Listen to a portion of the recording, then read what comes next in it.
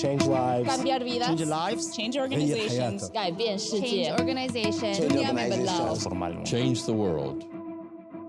So this is what psychologists call an attributional retraining intervention, and that just means that we're trying to change the attributions that people make for the negative events that happen to them. So when your friends go out without you, if they exclude you or they leave you behind, you don't conclude necessarily that it means you don't belong in general. So what happens in the interventions is that students get information. These are, in some of our studies, college freshmen or first-year students in engineering or students making the transition to middle school. They get information from older students about what their experiences were like going into that new environment. And the older students they hear about say that they worried at first about their belonging. Students of all ethnicities, different gender groups, worried at first about their belonging. They wondered if they belonged. They had negative events happen to them. But that's just part of the normal transition to college, for example. That's just part of what it means to go through that difficult transition. For participating students, when they learn this information, they can infer that when these negative events happen to them, when they have negative social events happen, when they worry about their belonging, it doesn't mean that they don't belong or that their group doesn't belong. It's just part of the difficulty of that transition for everybody. So that changes people's attributions for those negative events. And what we find in our research is that this has a very significant effect on students' academic achievement. So when we did this intervention with African American and white college freshmen in a predominantly white university setting, the intervention delivered in students' freshman year improved students' grades, African American students' grades, all the way through senior year. What it did was it changed the trajectory of their achievement over time. It didn't just automatically improve their outcomes whole stock. It helped them to get on a positive cycle where each term they did better and better and had a positive slope over time.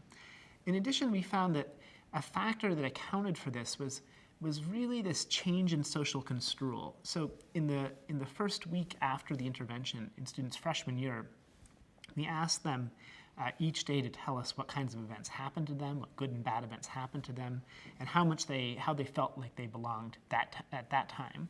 What we found was that the intervention reduced the degree to which when people had bad days, they felt like they didn't belong. So for African American students in the control condition, when they had a bad day, they concurrently reported that they didn't feel like they belonged.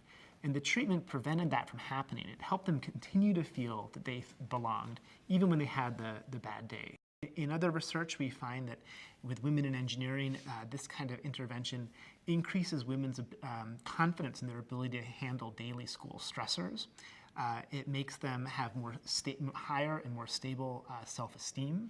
In addition, with women in engineering, especially women in heavily male-dominated engineering majors with fewer than 20% women, the intervention helps the women develop more friendships with men in engineering. So it helps them over time through a variety of processes to feel more at home in that environment. And that's really important for achievement. I think a lot of the same kinds of psychological processes may be similar in workplace situations as in school situations. When you go into a new, especially a demanding, fast-paced work environment, people will readily wonder, what's this place like? How do people work here? How are they going to relate to me? If you're going into a work setting where you have special reasons or extra reasons to wonder about whether other people will value you and include you and respect you and your abilities in that setting, I think people may experience similar kinds of experiences. There's a lot of specialized psychological techniques here that are being used to deliver the message persuasively and effectively. And one is that it's not remedial. So we're not telling people that we think you need help. Here's the help we're going to give you. Instead, we tell people, we think you're an expert, and we want to enlist your expertise in helping somebody else, another audience that you care about. We also use what we call saying is believing exercises. So we don't just tell people the information and trust them to run with it.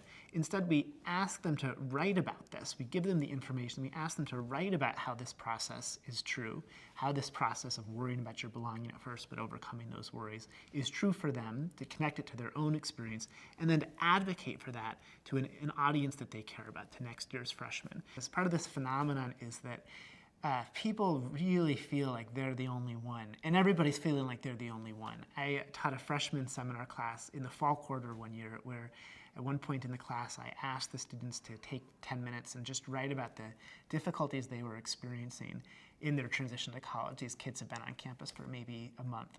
And then I collected them. I didn't have them write their names in them. I mixed them all up, and then I redistributed them to the students. And I had each student read one of these from one of their classmates.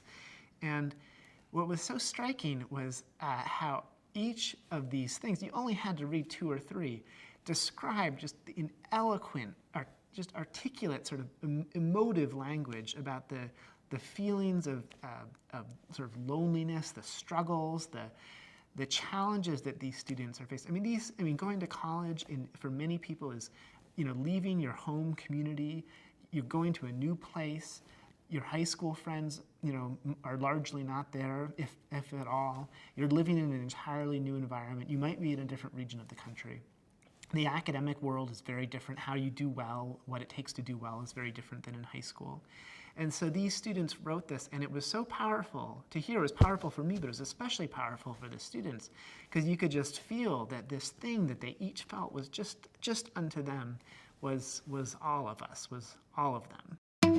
Change lives. Cambiar vidas. Change lives. Change organizations. 改变世界。 Change organizations. Change organizations. Change the world.